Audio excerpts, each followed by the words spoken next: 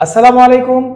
হিসাব বিজ্ঞান দ্বিতীয় পত্রের অধ্যায় 6 আর্থিক বিবরণী বিশ্লেষণ অর্থাৎ অনুপাত বিশ্লেষণ এই অধ্যায়ের প্রথম ক্লাসে আপনাদেরকে স্বাগতম।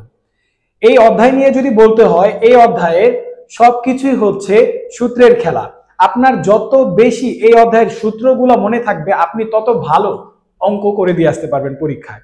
তো আমি এই অধ্যায় থেকে প্রতি বছর যেগুলা সূত্র থেকে অঙ্ক আসে সেই অঙ্কগুলো বাছাই করে, সেই সূত্রগুলো বাছাই করে নিয়ে এসেছি। আমি পার্ট বাই পার্ট প্রত্যেকটা ক্লাসে সূত্রগুলো আগে বুঝিয়ে দিব, তারপরে আমি বোর্ড কোশ্চেন গুলো সমাধান করে দিব। তো একটা ক্লাসও মিস দেওয়া যাবে না। তো আজকে হচ্ছে প্রথম ক্লাস, আমরা দেখি সূত্রগুলা কি। শুরুতেই আমাদের অধ্যায়ের নাম যেহেতু অনুপাত বিশ্লেষণ, অনুপাত বিশ্লেষণ জিনিসটা কি একটু আমাদের বুঝতে হবে। ধরেন আপনার একটা ব্যবসা প্রতিষ্ঠান আছে, হ্যাঁ, এই ব্যবসা প্রতিষ্ঠানের মধ্যে আপনার সম্পদ থাকে, দায় থাকে, তাই না? সম্পদ থাকে কিছু, দায় থাকে কিছু। ধরেন আপনার 5 লাখ টাকার সম্পদ আছে, হ্যাঁ, 5 লাখ টাকার কি আছে? সম্পদ আছে। আর দায়বদ্ধ থাকেন না আপনি? শুধু কি সম্পদই থাকে? ব্যবসা বাণিজ্য যেহেতু করেন, দায়ও তো থাকে, তাই না? তাহলে আপনার ধরেন দায় আছে 2 লক্ষ টাকার, ওকে। তাইলে আমার 5 ভাগ কি আছে? সম্পদ। আর দায় কয় ভাগ আছে? 2 ভাগ। এটার আমরা অনুপাত করব যে কতটুকু সম্পদ আর কতটুকু দায় আছে, এটা সূত্রের মাধ্যমে করব, ওকে। তাহলে আমাদের 5 ভাগ আছে সম্পদ ইসটু দায় ভাগ আছে, দায় কত ভাগ আছে? 2 ভাগ আছে। এই জিনিসটা আমরা জাস্ট বের করব, হ্যাঁ। তো এটার জন্য আমাদের অনেকগুলা সূত্র আছে, প্রায় 20টার মতো সূত্র আছে। আমি ইম্পর্টেন্ট যেই সূত্রগুলা, অল্প কিছু সূত্র দিয়ে দিব। 2-3টা ক্লাস লাগবে সূত্রের মধ্যে। তো সূত্রগুলো আগে আমি আপনাদের দিয়ে দিব, বুঝিয়ে দিব সূত্রগুলা, তারপরে আমি একটা একটা করে অঙ্ক সমাধান করে দেখাবো ওই সূত্রে, তাহলে আপনারা ক্লিয়ার হয়ে যাবেন, ওকে।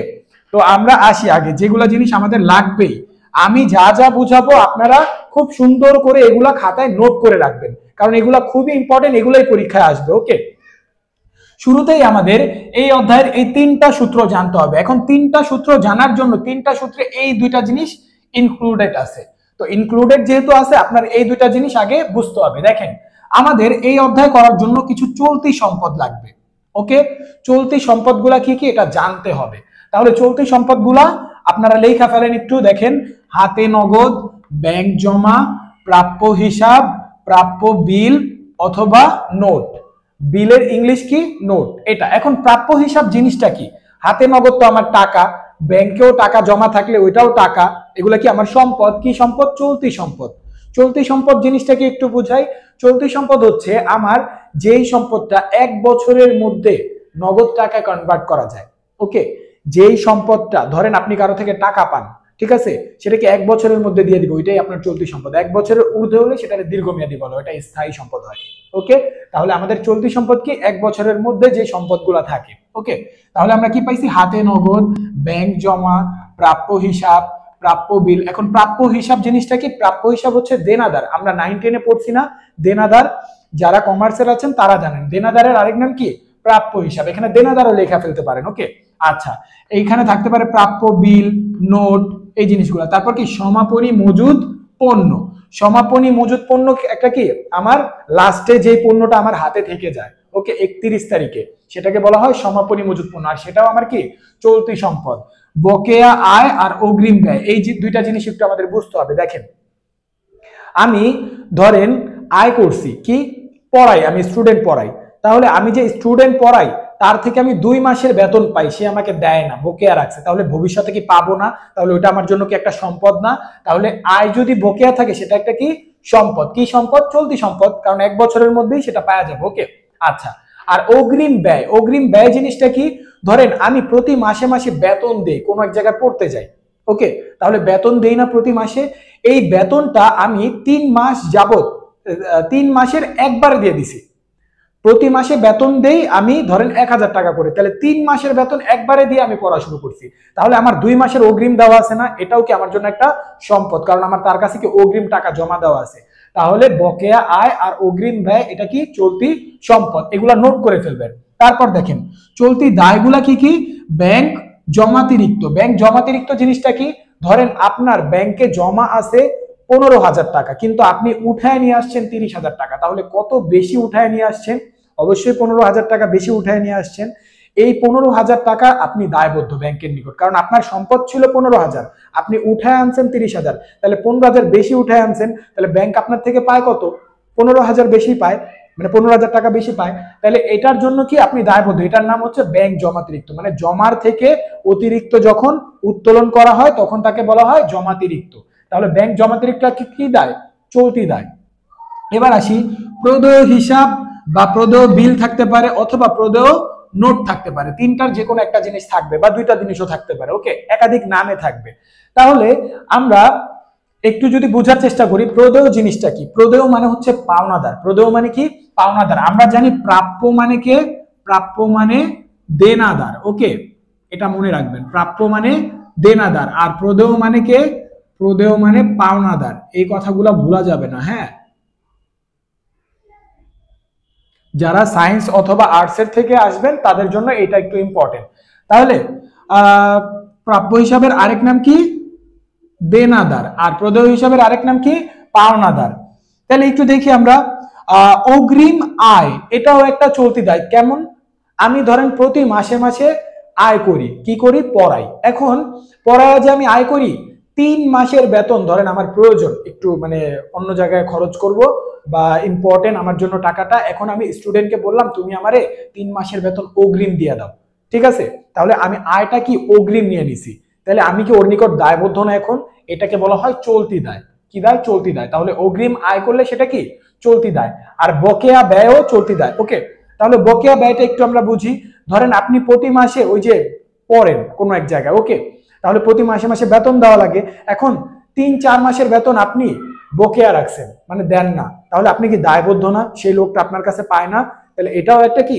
চলতি দায়। আপনারা মূলত এই যে এইখানে দেখেন, বকেয়া আয় বললে সেটা চলতি সম্পদ, আর বকেয়া ব্যয় বললে সেটা কি? চলতি দায়। ঠিক সেম ভাবে অগ্রিম ব্যয় বললে সেটা কি? চলতি সম্পদ, আর অগ্রিম আয় বললে সেটা কি? চলতি দায় হবে, ওকে। আচ্ছা, তাহলে এই জিনিসগুলো একটু ভালোভাবে বুঝতে হবে। তারপর দেখেন আয়কর সঞ্চিতি। আয়কর সঞ্চিতিও একটা কি?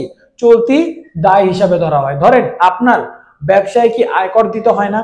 মাসে দিতে হয় বা বৎসরে দিতে হয়। তো আপনার প্রথম বৎসরে আয়কর আসছে 10,000 টাকা, পরের বছরও 10,000 টাকা, তাহলে আপনি কি আইডেন্টিফাই করে ফেলছেন না যে প্রতি বছর বছর আয়কর আসে 10,000 টাকা?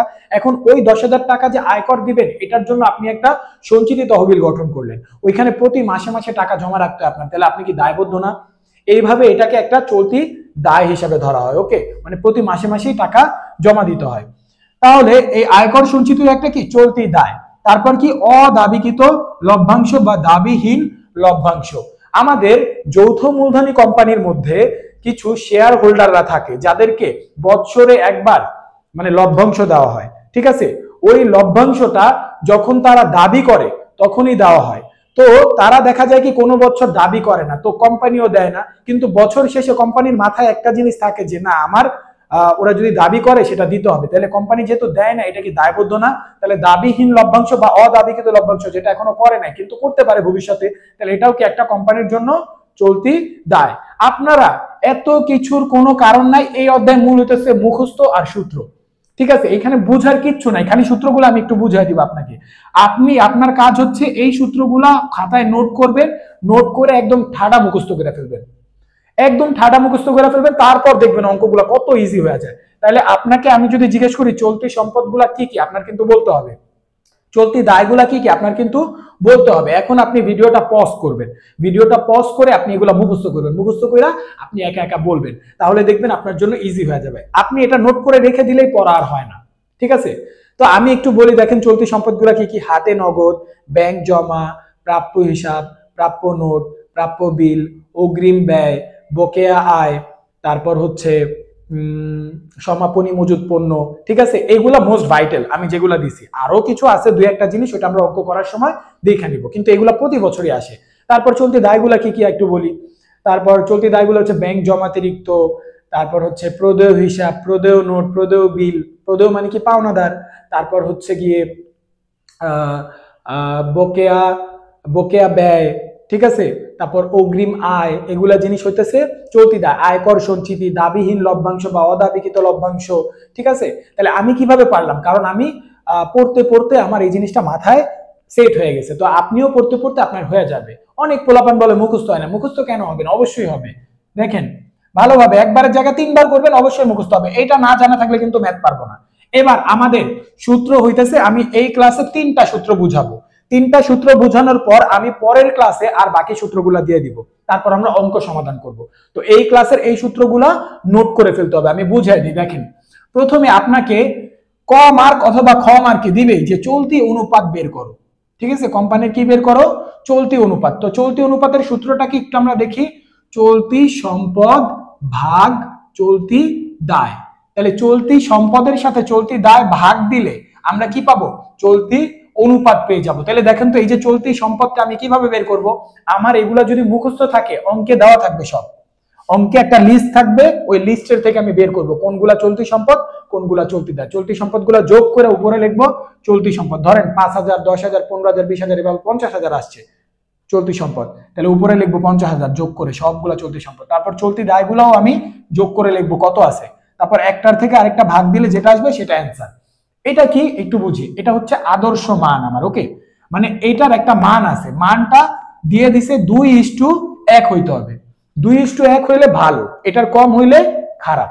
ওকে, কোম্পানির মানটা কি খারাপ, তাহলে এটার আদর্শ মানটাও আমরা জাস্ট খাতায় লেখা রাখবো। হ্যাঁ, পরীক্ষার আগে দেখা গেলেই হবে। এগুলো আদর্শ মান দিয়ে আপনার তুলনা করতে বলবে কোম্পানির অবস্থা কি ভালো নাকি খারাপ। ওকে, তারপরে আসি।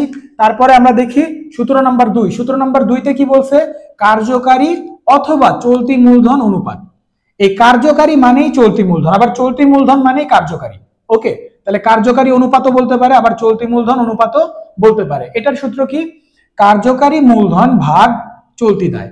ওকে, তাহলে কার্যকারী মূলধন ভাগ চলতি দায়। এখন কার্যকারী মূলধন জিনিসটা কি এটা একটু বুঝতে হবে। কার্যকারী মূলধন আপনি পারেন, দেখেন এই যে চলতি সম্পদ শিখছেন না, চলতি দায় শিখছেন না, চলতি সম্পদগুলো থেকে চলতি দায় বাদ দিলে যতটুকু থাকবে সেটার নামই হইতাছে কার্যকারী মূলধন। ওকে, তাহলে কার্যকারী মূলধন কি? চলতি সম্পদ মাইনাস চলতি দায়।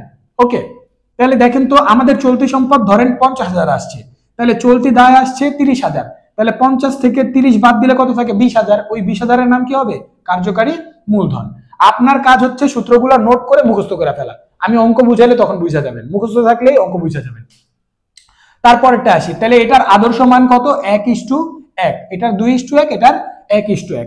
তারপরে যাই 3 নম্বরে, তড়িৎ তরল অ্যাসিড টেস্ট অগ্নি পরীক্ষা অনুপাত। ওকে, এটার সূত্র কি? মানে একাধিক নাম থাকতে পারে। তড়িৎ অনুপাত কি, তরল অনুপাত কি, অ্যাসিড টেস্ট অনুপাত কি, অগ্নি পরীক্ষা অনুপাত কি, এরকম একাধিক নাম দিয়ে আপনাকে ঘুরায় পেঁচায় দিবে। তখন আপনি যদি একটা পড়েন যে তড়িৎ অনুপাত, তাহলে কিন্তু পেঁচায়া যাবেন। সবগুলা নামই একটু মনে রাখার চেষ্টা করবেন। তাহলে এটার সূত্র কি? তরল সম্পদ ভাগ চলতি দায়। তাহলে তরল সম্পদ জিনিসটা কি? আমরা তো চলতি দায় জানছি, তরল সম্পদ জিনিসটা কি? তরল সম্পদ বের করার নিয়ম আমি নিচে দিছি, দেখেন। চলতি সম্পদ মাইনাস সমাপনী মজুদ মাইনাস অগ্রিম ব্যয়। মানে আমার যে চলতি সম্পদ আসছে ধরেন 50,000, সেটার থেকে সমাপনী মজুদের টাকা কত? ওই যে সমাপনী মজুদ আমরা চলতি সম্পদে পড়ছিলাম, সেইটা মাইনাস করব।